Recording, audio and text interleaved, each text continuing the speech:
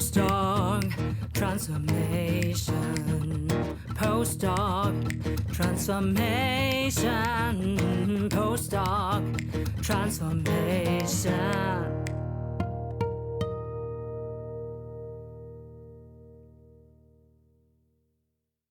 Invest in your postdoc transformation. Welcome to the seasonal show for scientists leaping into business. In every sponsored episode, we are happy to recommend employers of choice for you. Make sure to check your readiness to leap out of science with us for free, as linked in the show notes. For your career transition, we offer customized career transition e-courses and memberships also at graduate schools all over the world. Maybe yours too.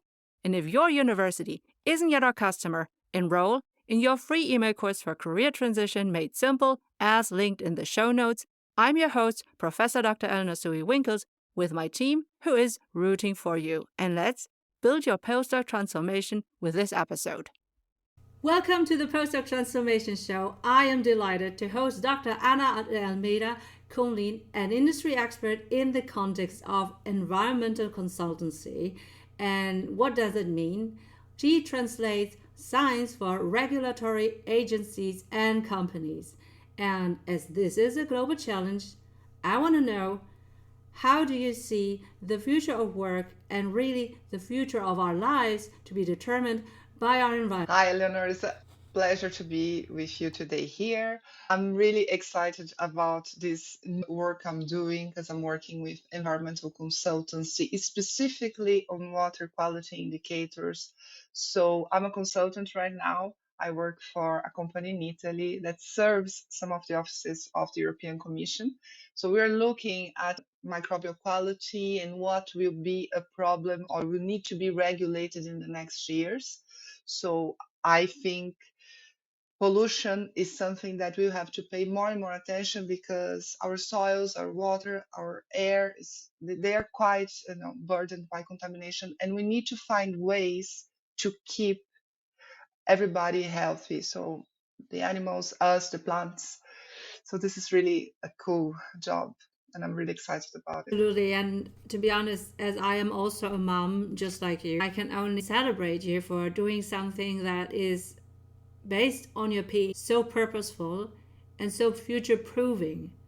So that really is valuable and has a higher meaning. You're right, Eleanor. I have been that driven before I became a mom, but after I had my son 2 years ago, things just took a new perspective. Our work, like environmental work, became so more relevant in the last years. We are breaking all the records in heat and emissions, and we really have a lot of work to do, and we need to find the right people to collaborate. And I know there are many scientists like me that are just looking for the right work to do with the right team. Okay, you had this practical experience right after the PhD.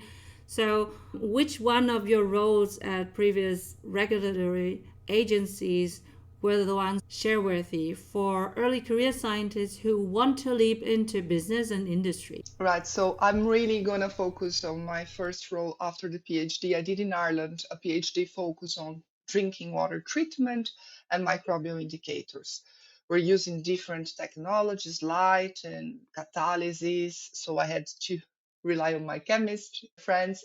And that work was very relevant because I got a referral from my PhD supervisor, and I have to give her credit here. These relationships in academia are very important. So she, as an Irish person, a leadership person, referred me to a job because I was looking for a job and it was hard because as a Brazilian studying abroad, I needed to enter that network, and she was the bridge for me. I found a company in Ireland. They were developing a technology to clean rainwater, and they were called rain safe water, and they needed scientists.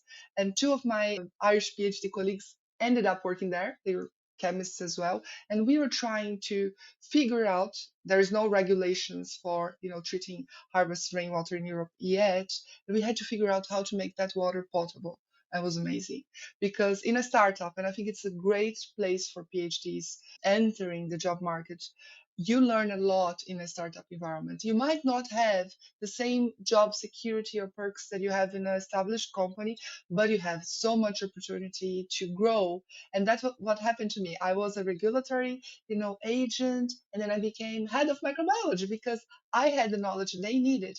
And I set up a lab, I had a team, was just the best experience for me after the PhD. Really recommended.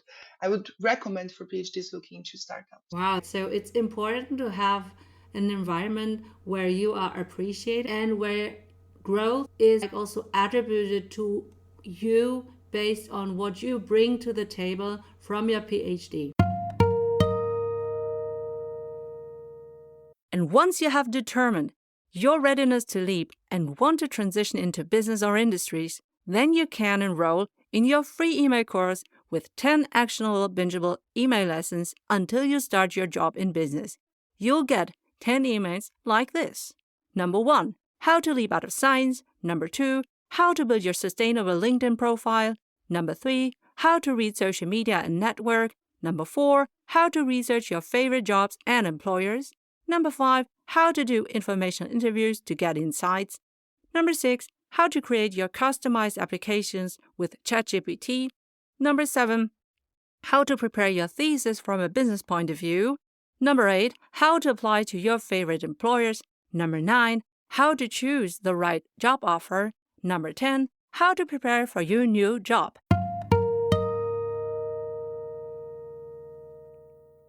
You are Brazilian. You now live in Spain. I also see Ireland on your CV. So you did a consultancy job there, right? Can you explain what you did exactly there? Sure. So in Ireland, I did my PhD. I had my first industry experience. I had a couple of other jobs in industry as well, but I did come across some consultancy work. In 2017, I worked for a company called Blue Tech Research as an external consultant. And that was my first really experience into consultancy. And I found really interesting because there's so many different projects. And it was, again, there it comes what I said to you before, Eleanor, that we are not in a box. We can do work that spans in different directions, and we can serve clients and solve problems that are basically, if you know one field, you can actually branch out to many other fields. Pollution, for example. I'm specialized in microbial pollution, but depending on the type of query a company would have, I could work with chemistry, chemical pollution, and so forth. So I did have this experience of consultancy in Ireland. It was very cool. I did a webinar, I wrote reports for their clients, and I learned a lot. And it was the same period I was writing my Marie-Curie fellowship. And this company was actually a partner of my fellowship. No, so they were a secondment company, and they were me providing intelligence for my for my project, as we were exchanging a lot of information. So I think Ireland taught me about the entrepreneurial skills before I came to Spain. I did a postdoc in business with a group, an engineering group. So I was actually immersed in engineering work and energy reduction for water networks. And that's, again, they knew I was a microbiologist, but because I could translate my microbiology skills into engineer applications and take the industry and consultancy experience to sell that to Trinity, they hired me. And I would have stayed there and worked with them for longer if I didn't get the Marie Curie. So, and I said, okay, if I did a postdoc in, in business, we can do anything. You just need to, be able to translate those skills to where they are needed and find your niche and find your people. So yeah, I learned all of that in Ireland, and I'm a big fan of, branching out your career to what you like. Wow, that was really interesting. If you are a microbiologist and you can thrive in an engineering context, that adds to the story that you share now, right? I also strongly advocate for your leap is determined by yourself and not by the degree that you got. I can underline your take in the sense that we need to think out of the box. And if we are put into a box, then we should always argue for a bigger box or no box at all. And did you know that we offer deep dive e-course workshops and memberships at graduate schools, maybe also at yours in the future? Ask your graduate school coordinator whether they want to book my services so that I can deliver them to you 24/7, 365 on your mobile device. And even better, if you get us paid by your grad school, we will pay you 50% recurring sales commissions. So you will earn money with us as we help you and your PhD besties to transition into business. We can build a postdoc transformation together. Woohoo!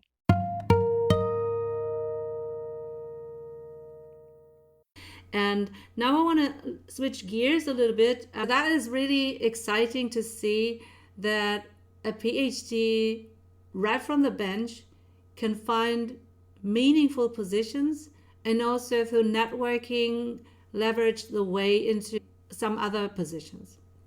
So you mentioned Marie-Curie. And now, obviously, I'm curious, and I already looked up some of your articles, and they have treated you as someone who has been extraordinary. For an early career scientist like a PhD or a master's student from all over the world, what is the program called Marie Curie Fellowship? Okay, Leonore. So the Marie Curie fellowships, they're very special. So they are programs from the European Commission to fund both PhDs and postdocs, but they have some features that are very special. First of all, they recognize the researcher as someone that is a worker, and so their fund is generally much higher than a usual or an average PhD or postdoc. So that means they are paying you like industry pays, and it's really important because the financial aspect of research is something that really needs improvement. And this is one of the reasons why I left a position I had before to come back and do a postdoc, because I was being valued in the market ranges that someone in industry of my age would be valued in experience. And I think this is important to bring talent into research, recognizing the financial aspect as well. Apart from that, the Marie Curie funding really is really foster that researchers do a connection between countries in Europe, and also their global funding, that you can do that with America or other countries in the world. So this exchanging between countries and the mobility of researchers, so that there is connection between a country, between companies and universities. This is really important for them because they want to fund researchers that are going to be in the market, not only in academia. And that was very attractive to me. That's cool. That article came out a year ago. But is there anything that you can add now after 1 year?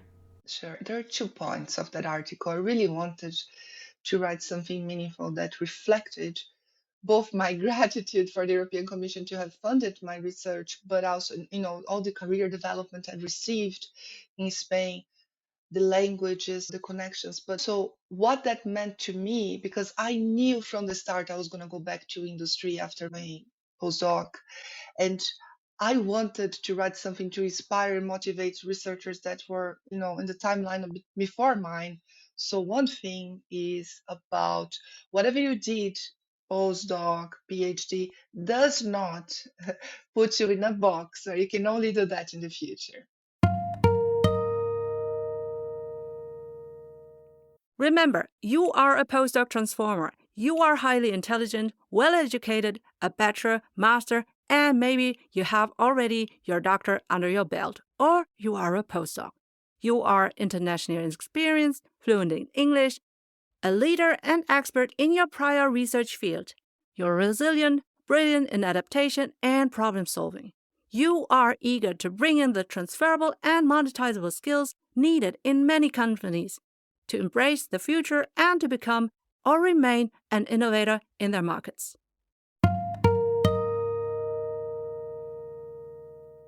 And you really need to be able to tell that story to employers, because we can do nearly anything in the right team with right conditions. And that's the beauty of doing a PhD, is that capacity you get to do things. So in areas that are yours or correlated, it does not matter.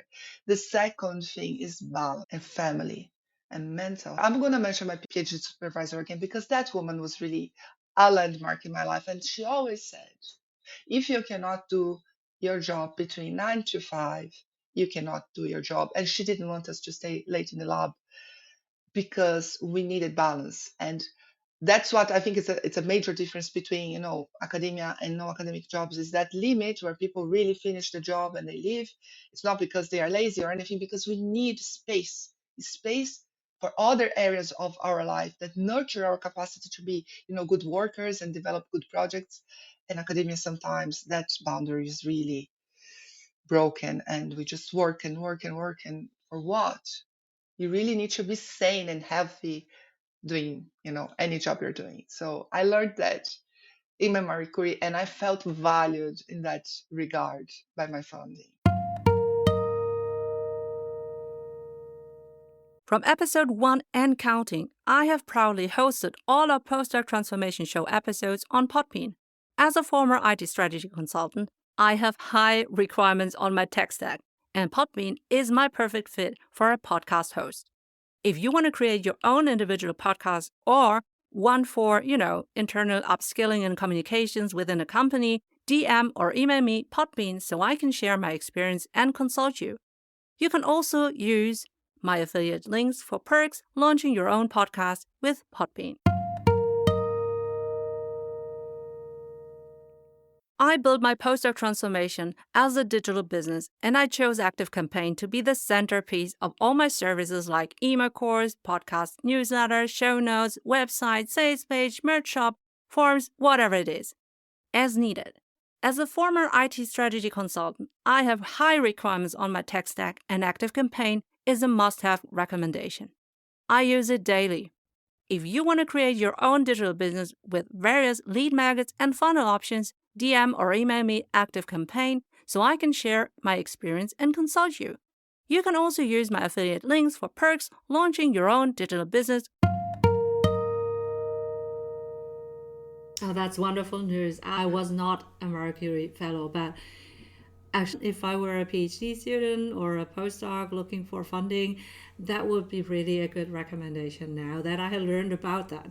So I'm really happy to have learned something new that I can now share with my postdoc transformers on the Postdoc Transformation Show. So thank you for that as well.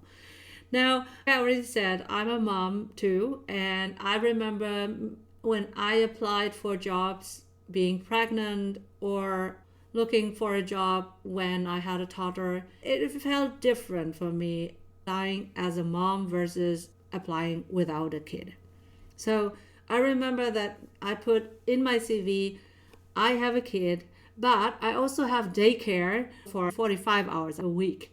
And then the recruiter said, I never saw this. And I was like, yeah, this is because I wanted to show you before we talk that I'm available full time. So how about you? It was good to have my child while a Marie Curie fellow, because I was also part-time, and I also had daycare 9 to 5, and I always alternated with my husband the day. But, kids, I think we need to say the truth, because there is no shame on it. There shouldn't be, a stigma on being a mother or being a father and have small kids. They get sick. There'll be days you have to be off. But if you trust an employee, a person that is responsible for a family, they need that work. They will want to give you a good job because they have a level of responsibility. And I say that even more for environmental, scientists and people dealing with these challenges we have in the environment today. They're really committed. Nobody insane mind is going to drop an opportunity because of not being able to cope with childcare. People make arrangements, and everything can make, can work when you're organized and you have a strategy. And I don't have family support in Spain. My family is in Brazil. My husband is Italian. We figured out. Maybe one of us has to take a little bit of less hours. We'll make it work. Families with more kids make work, because the work we're doing is too important for that to be, an obstacle. So that's what I can say, Eleonore. This is my drive, and I think it's the drive of most parents, really. Absolutely. Anna, so when I found you on LinkedIn, I had the impression that you are quite efficient and productive, and everyone who knows me knows that I'm keen on understanding how one can be productive and efficient. So, can you tell me a little bit more about your co-working experience? Okay, so Flow came into my life this year when I started being a consultant because I lost my office I had in the research center here, and I really missed my colleagues and the environment because one of the things that is challenging for families is the organization. And after the pandemic, I think everybody was saturated from working from home or wanted to create some space. So I needed a solution. You basically log in online and you do sessions where you say what you're going to do, how long it's going to take. And they have coaches that are always kind of timing people and sharing techniques for concentration, meditation. I really love this kind of tools. Flow is one I use. I've been with them for 9 months because it just improved so much my work. I start doing a session, I have a task I finish, and that's it. I also have a physical co-working space because I really needed to go out and work in a more professional setup for my consultancy. And also because I needed people around me. You know, people are different, but I really enjoy having my colleagues here. You need to find virtual or physical tools. You know, that as a psychologist, I'm not telling this to you, Eleanor, but for the listeners, we need to find tools where we feel like we're okay. It feels good to work. Mental health, we need to find all the resources we can afford. Maybe we can't afford the co-working space physically. Doesn't matter. Find something that works for you. And now it's time to thank Company ABC, who sponsors this episode of the Postdoc Transformation Show. I would now be reading the company's answers to one of 6 bold questions so that you can choose to apply. For example, number 1. Describe your most valuable experts versus leaders in your company. Have they typically earned a doctor title? Number 2. For which of your company roles or units do you encourage somebody with a doctor title to apply? Number 3. How would you describe your organizational culture in which your most valuable experts and leaders thrive in? To nominate an employer of choice so that we can ask our informative, bold questions, let us know via the click on the link. If you are a company representative, like in recruiting and employer branding, and now you want your company to be highlighted as an employer of choice for our audience, you can become a sponsor of a dedicated Postdoc Transformation Show episode. Just click on the link in the show notes. And now, back to the Postdoc Transformation episode. While I was listening to your online co-working space, I was thinking, is this a great tool maybe also for PhD students who are currently writing up their thesis? Because I think that maybe you can have a writing cohort, but maybe sometimes it's too niche down and you need something else. So would you recommend Flown as well for something like a thesis writing or article writing? Absolutely. And in fact, the community in Flown is also, I don't know the percentage, but there are many academics there and many PhD students that are writing up with Flown. And on Fridays, they're always free. So, you can always join. You just need to register and you can join all the sessions for free to see if that's something that could work for you or not. Or maybe just have one day that, because of course finances are important, always important to consider. I was thinking, do you have a discount code that you can share referring a friend to that great experience? I mean, when I wrote up my thesis, there was nothing like that available. And maybe that is a great resource that I can or you can now share for my postdoc transformers. Sure. I know. I can send my link. I have a link that I think I actually get a discount, but I need to check that. I have one that people can register on Fridays for free. So, you check if it's something that works for you. You have a look. I just think if it's Flow or something else, these tools are amazing. This companionship online, so you get your stuff done. And what I think is beautiful about that is because it's not purely academic, that also dovetails with your first point regarding networking, right? For academics who have always been just in the academic space, and that's no offense at all, but I mean, talking with other academics won't help you to leap out of science. So you need to make friends, so to speak, with other people who are already in business. So this way you can learn about more opportunities and so on and so forth, just like Anna has already discussed. Hey, postdoc transformer, are you curious to ask professors, principal investigators, visiting scientists, postdocs, PhD students, and candidates some in-depth life and career guiding questions? But it feels cringe, so you end up not asking? Buy our Postdoc Transformation card game to have more fun and valuable insights in your journal club, lab, and mentoring meetings, lab rotations, during conferences, panels, and breaks at the Mensa. You'll get 10 intriguing mentoring questions per career level. So 10 for PhD students, 10 for postdocs, 10 for professors, 10 for parental scientists, underprivileged and underrepresented and underserved scientists. Check them out with our discount coupon on the Postdoc Transformation shop, linked on postdoctransformation.com. All right, so now that we have already looked into your previous job experiences and also what you have shared with our early career scientists who are leaping into business, I would love to know what are your plans and what is in your outlook. Okay, Eleanor. I'm doing a very deep work on market researching my skills and where they could serve for industries and companies in Europe right now because I have to be based in Europe.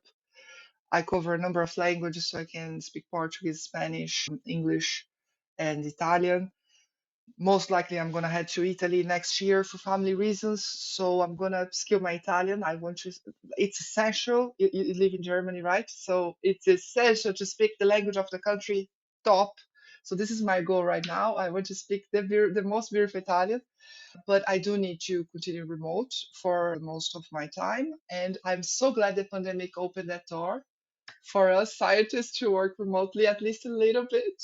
That's fantastic. I'm so excited about that change.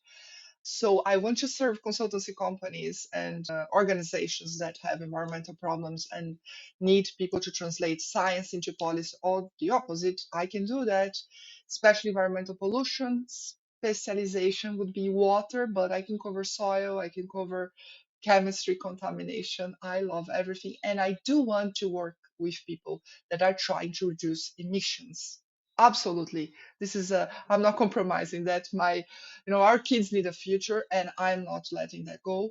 So, and I know there are people looking for skills like that. So what I would like to do now, Eleanor, is really talk to leaders that are having environmental headaches. And I know the regulations in Europe, both for CO2 emissions and for water reductions, are going to become more strict. The pesticides we use will have to be changed. So there will be a lot of pressure on production industry to become greener. But when I say become greener, I really mean it. It's not like greenwash, it's really do the job. And I really want to talk to people that are having problems there and that could use my set of skills. I also have colleagues that I collaborate, that we know if the work is too much, I can put a team together. I can find solutions for people that are having these actual business problems and need to meet regulations in Europe, both for water quality and CO2 reduction. So, and I just can't wait to start doing this work in 2024.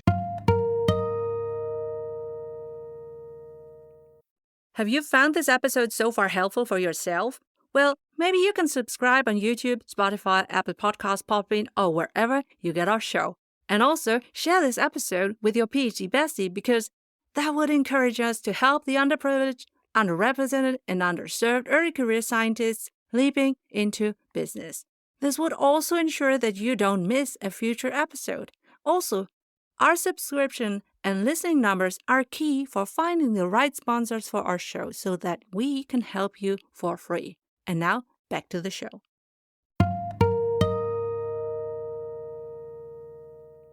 All right, perfect. And I'll make sure that we'll publish this episode soon enough because I really think that we don't have any time to lose.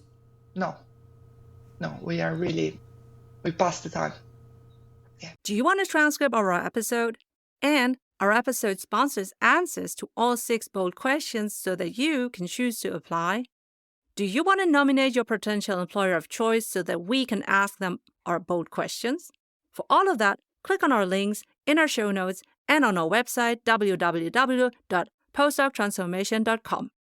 Remember to check your readiness to leap out of science and to enroll in our free email course, Career Transition Made Simple. Thanks for your attention. I'm Professor Dr. Eleonore Soei-Winkels, the host of your seasonal Postdoc Transformation show. Have you ever wondered how to make your grad school stand out in the crowded landscape of academia? Do you aim to attract the best master students from all over the world to learn from and work with your professors so that your research remains globally recognized and well-funded? Do you wish to repel bad applications which aren't tailored towards your grad school's research profile? Now, let's talk about a powerful branding tool, podcasts. They're a game changer for higher education institutions. As a professor, active on TikTok, Instagram, LinkedIn, and a podcast host and producer of this Postdoc Transformation show, I'm here to encourage all the graduate school representatives to think beyond the conventional marketing mechanism. Instead of being one of many vendors at a time-limited grad school fair, why not create a podcast that showcases your grad school as the ultimate destination for the world's best master's students? Share inspiring and encouraging stories of your top PhD students, high-profile alumni, your faculty, and the incredible opportunities your grad school offers. A podcast can be a window into your school's vibrant community, its cutting-edge research, and unique experiences. And in times of AI-generated marketing material, a podcast with your academic leaders in real life is a very human and innovative way to attract prospective PhD students. You can inform them every day, everywhere, not just during the typical grad school application seasons. This would prepare your best candidates for the application. Even better, you can support and make your current PhD students and postdocs visible for their next career steps in academia or business. Remember, successful graduates elevate your grad school's reputation. So, if you are a university chancellor, grad school dean, speaker, consider this. By launching a podcast for your grad school, you can elevate your grad school's brand and tell aspiring scientists and employers what makes your grad school the best choice, with scalable, evergreen content. If you're interested, forward this to your marketing representative and get our list of 30 sample episode titles customizable for your grad school podcast, and just enter an email address on my website www.postdoctransformation.com as linked in the show notes. As a seasoned professor and podcaster, I'm also happy to strategize about how you can launch your grad school podcast on Podbean, the podcast hosting platform we use for the Postdoc Transformation show, supporting scientists leaping into business. Postdoc Transformation.